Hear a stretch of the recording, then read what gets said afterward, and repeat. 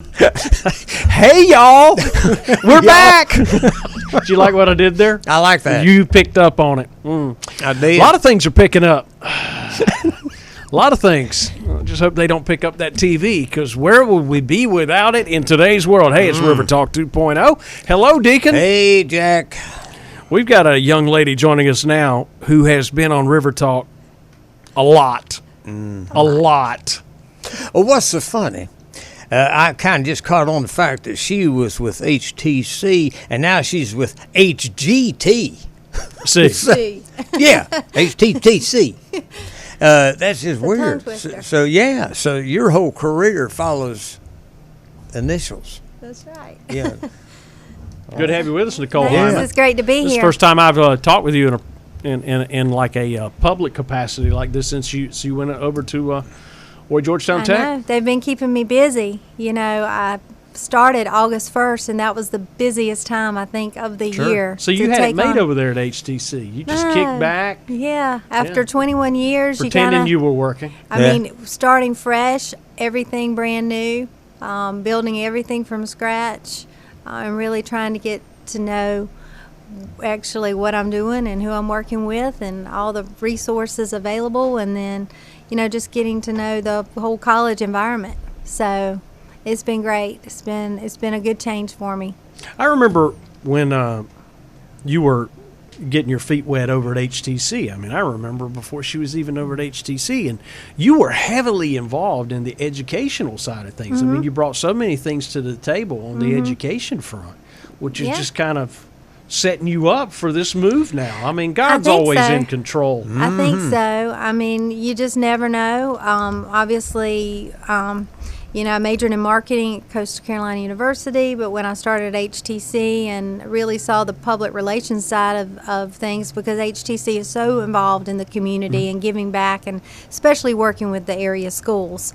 So someone had been in that position maybe 2 years, you know, the educational position, and then when they moved to another position in the company, I applied for it and really was able to build a lot of the programs within the educational affairs arena for HTC, including Real Kids and some of the other things. But, you know, I really think that it was preparing me for what I'm doing now. Sure.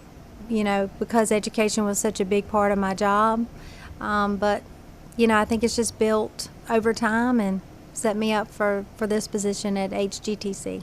Well, it's got to be rewarding for you to know that a lot of the things that you kind of like, you know, took charge of and started and implemented, that they're still thriving even after you left. So that's, I don't know if the word legacy is the right word, but that's got to make you feel good that things are going on that you kind of started. It does. You know, I invested a lot of time, and I put my heart and soul in everything that I do. You know, that can be a good thing and a bad thing at times. But, you know, I invested a lot of time, built a lot of relationships through the years with our area schools, and I'm able to continue those relationships now, even at Georgetown Technical College. So, you know, I think it's been a good transition. Well, let's talk about the elephant in the room.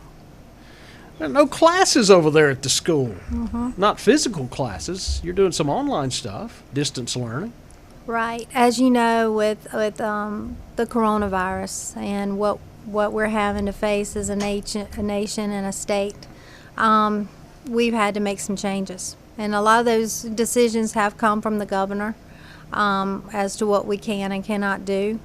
So HGTC has had online learning for many years. And in the last 3 years, the Distance Learning Institute has really, you know, ramped up a lot of the programs, you know, really significantly built the programs over these last 3 years. So this transition to online learning solely has been pretty simple for us, pretty easy. Now, we do have some faculty members who are used to that traditional classroom setting. So over these last 2 weeks, preparing for the start of online classes, you know, have everything resuming April 1, you know, we've really been working, you know, these 2 solid weeks to make sure that everyone's ready. Taking the traditional content and putting it in an online format. Now, how many online classes have you got? Just every class, basically? Is that? Basically, every class is going to be delivered in an online format. And right now, with this situation changing daily, we're having to make adjustments. Well, let's bring it to the forefront too, for what you do have over there. Right. Yeah. I mean, we've set up webinars for our faculty members. Almost 200 faculty members have participated in webinars to be able to take that traditional content to an online format in an online environment. Now, most of our faculty are familiar with our Distance Learning Institute and entering grades and attendance and that kind of thing, but this is going to be new for our faculty and new for some of our students as well. So we've done everything that we can to prepare the college for this. We've had, sent out numerous notifications, emails. We've got a 50-page document that was developed to help faculty during this time, a step-by-step process. And then we also have our Tech Solutions department that helps students with any kind of technology needs that arise during this time. So we feel like that we're prepared. Now, like I said, things are rapidly changing. At one point, the governor did approve us to be able to provide some small group settings on our campus. As of the taping of this interview, we're still not certain if we will be able to bring students on our campus. We've heard that, the next 2 weeks are going to be critical. We're going to continue to see the cases rise in our area, so we're just keeping an eye on that.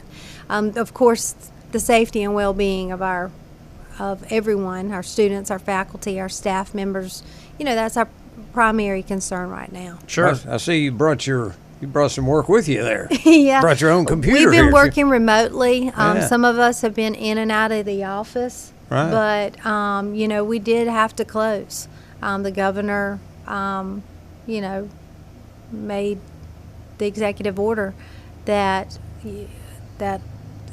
public schools and higher education institutions, we had to close. And so that's when we were, made the decision to go to online learning solely to protect everyone from the potential of getting this virus. So are you checking on your students while we're doing the interview here? Well, I don't Looking at have 'em? students since I'm the public relations director. I don't have any classes. Oh, okay. But we are in constant contact with each other, whether it's through text, email, conference calls, that kind of thing. We are involved with each other, constantly making decisions, making adjustments as things change. But I will tell you, HDTC, with our nursing program and our EMT program, we had a surplus of supplies, and we were able to donate some of those surplus supplies. They're called PPE, personal protective equipment. Right.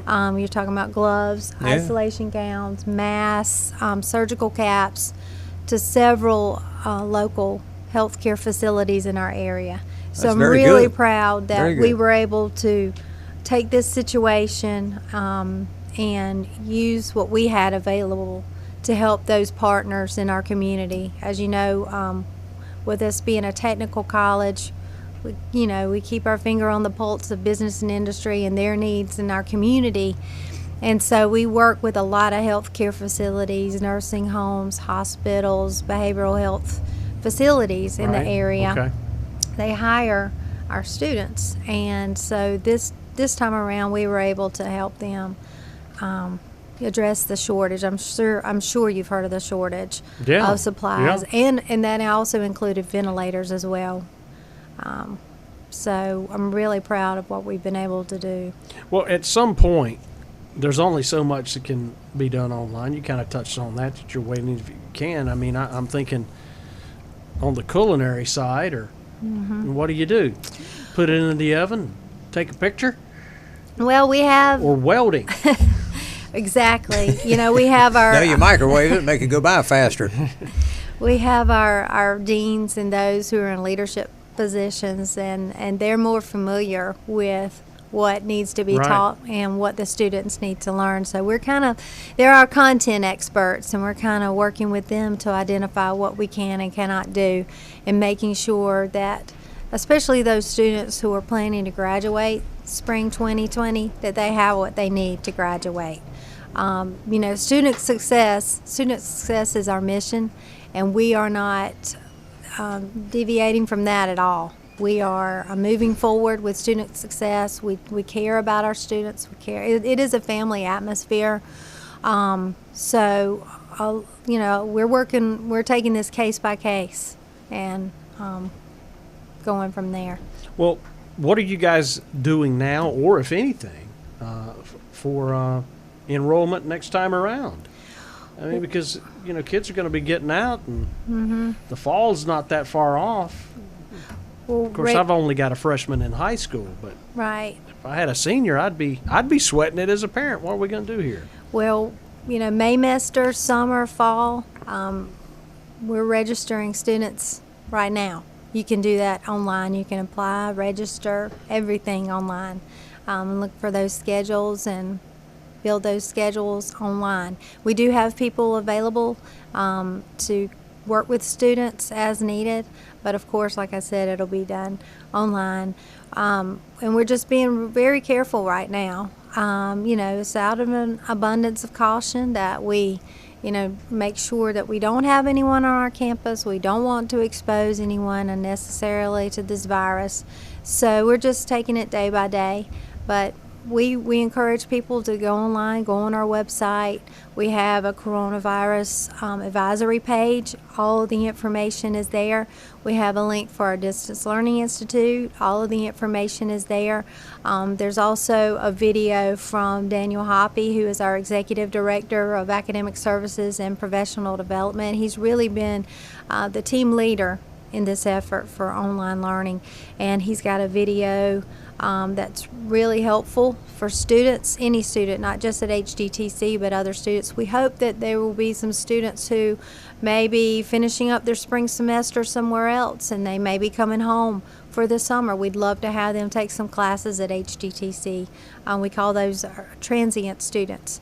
They may consider taking classes, if it's just in an online environment, they might as well take classes at HDTC and save quite a bit of money.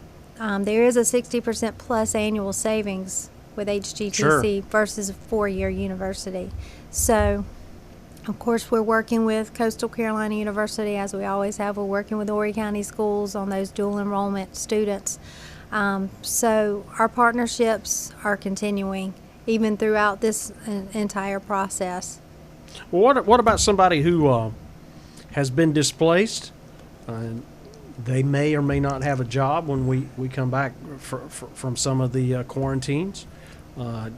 It might be worthwhile to investigate of maybe going back to school. Mm-hmm. And like you said, you can't beat what you get for your money. Right. Financial aid questions are available there. I think even Deacon and I would qualify for some assistance, Deacon, because we live here in South Carolina if we're going to a community college. I need all the assistance I can get. Yeah.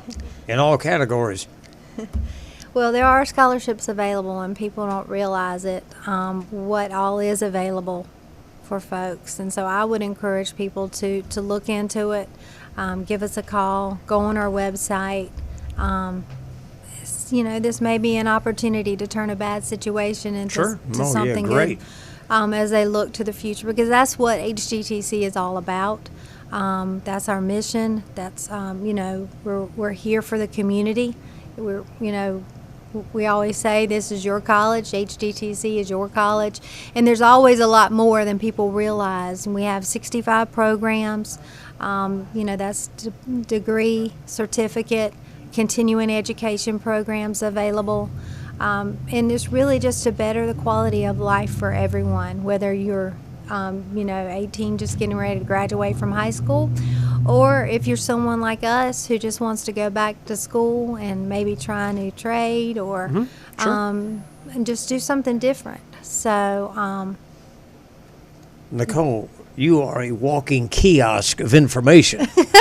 You really Well- are. This is, and it's good information because there's a lot of folks that they can't really afford to go to college or they want to go to college, and of course, Horry Georgetown Tech that's the name of the game. That is. I mean, they've got anything from golf, ride a learn to ride a motorcycle, all kinds of stuff over there. It's just it really we is. have It's a truck great driving school. now, CDL certification. Yeah, Sure. that's great. You say I'm a wealth of information. You but are. There's really just so much more that people don't realize that we have to offer. Oh yeah. So I would encourage people to reach out to us. Our president, Marilyn Four, she's all about the community. That's what we're created to do, was to improve the quality of life in this community, and I believe that's what we're doing. So I encourage people to reach out to us, go online, see what's available, and go from there. Yeah. Thank you, Nicole. Yeah. Say hello to everybody over there, especially Marilyn. She's been in the community, I think, longer than I have, or close to it. Yes, Been here a she long has. time. She's a great leader. Yeah. Thank you so much. So weird saying Nicole Hyman from HGTC. Oh, anyway, I felt compelled to ask you about real kids. Hey, come on back. We got more River Talk after this.